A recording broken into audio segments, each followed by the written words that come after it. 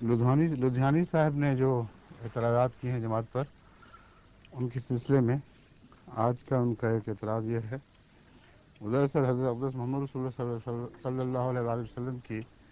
خاتمیت پر طنز کر رہے ہیں۔ حضور صلی اللہ علیہ وسلم نبیوں کے پروانوں پر مہر لگا کر نبی بناتے ہیں۔ یہ جماعت احمدیہ کے موقف بیان کر رہے ہیں گویا کہ پہلے نبوت اللہ تعالیٰ خود دیا کرتے تھے، لیکن اب یہ محکمہ اللہ نے حضور صلی اللہ علیہ وسلم کے سپرد کر دیا کہ حضور صلی اللہ علیہ وسلم مہریں لگائیں اور نبی بنائیں۔ یہ ہے ان مولویوں کا تصور ختم نبوت، اور اس طرح حضرت اقدس محمد رسول اللہ صلی اللہ علیہ وآلہ وسلم کی گستاخی کرتے ہیں، بے دھڑک اور بے پرواہ ہو کر اپنی طرف سے جماعت احمدیہ پر حملہ ہو رہا ہے۔ بات یہ ہے کہ حضرت مسیح موعود علیہ الصلوۃ والسلام ہی نے نہیں، دوسرے بزرگوں نے بھی جو پہلے گزرے، انہیں حضرت صلی اللہ علیہ وآلہ وسلم کی خاتمیت کو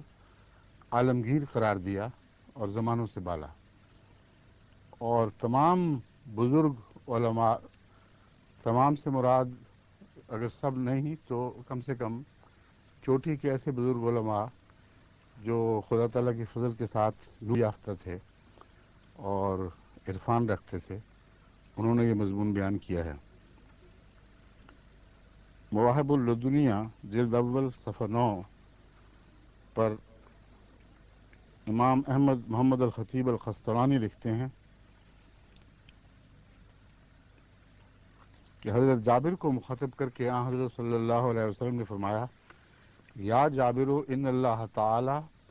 خلق قبل الاشیاء نور نبی کا، کہ اے جابر، تیرے اللہ تعالیٰ نے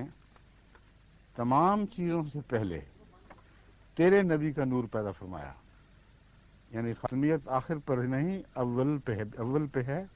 اور اول سے ہی خاتمیت کا آغاز ہوتا ہے۔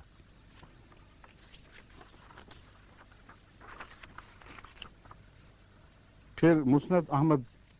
بن حنبل کی یہ روایت ہے جو کنز الاعمال میں بھی ہے، کنز الاعمال میں بھی ہے، 127/4 مسند احمد، اور کنز الاعمال کا 113/6 صفحے کا حوالہ ہے۔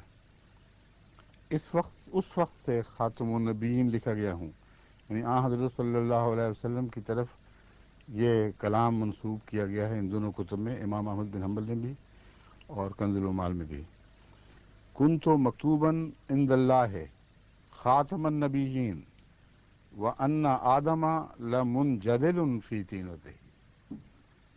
کہ میں تو خدا کے نزدیک اس وقت بھی خاتم النبیین تھا جبکہ ابھی آدم اپنی تخلیق کی مٹی میں کروٹیں بدل رہا تھا، یعنی ابھی اس کی تخلیق بھی نہیں ہوئی تھی تو میں خاتم النبیین تھا۔ محمود حسن صاحب اور شبیر احمد صاحب عثمانی، یہ دو ایسے علماء ہیں جن کے اوپر ان خاتم النبیین کے دعوے دار علماء کا، جو سمجھتے ہیں کہ ختم نبوت پر ہمارا قبضہ ہے، ان کا بہت اعتقاد اور بہت ان کی عزت کرتے ہیں۔ وہ کیا لکھتے ہیں؟ ترجمۃ القرآن کی حاشیے پر درج ہے، بدین لحاظ کہہ سکتے ہیں کہ آپ رتبی اور زمانی ہر حیثیت سے خاتم النبیین ہیں۔ کیا مطلب ہے؟ اور جن کو نبوت ملی ہے آپ ہی کی مہر لگ کر ملی ہے۔ اب دیکھیں لدھیانی صاحب کا مبلغ علم کیا ہے، اپنے بزرگوں کی تحریروں سے بھی بالکل ناشنا ہے۔ حضرت صلی اللہ علیہ وآلہ وسلم کے مرتبہ اور مقام کو سمجھنا تو بہت بلند بات ہے، اپنے بزرگوں کی تحریروں سے بھی نابلد ناشنا وہ یہ لکھتے ہیں کہ سب کو حضرت محمد رسول اللہ کی مہر لگ کر جس پر یہ مذاق کر رہا ہے، نبوتیں عطا ہوئی ہیں۔ اب سنیے مولانا قادری محمد طیب صاحب محتمم قاری محمد طیب صاحب محتمم دارالعلوم دیوبند فرماتے ہیں، حضور کی شان محض نبوت ہی نہیں، حضور کی شان محض نبوت ہی نہیں نکلتی،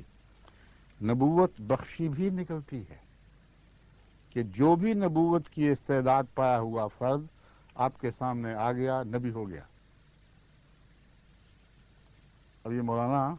اب اس کی تحریر پر جس کو چاہیں تان کا نشانہ بنائیں۔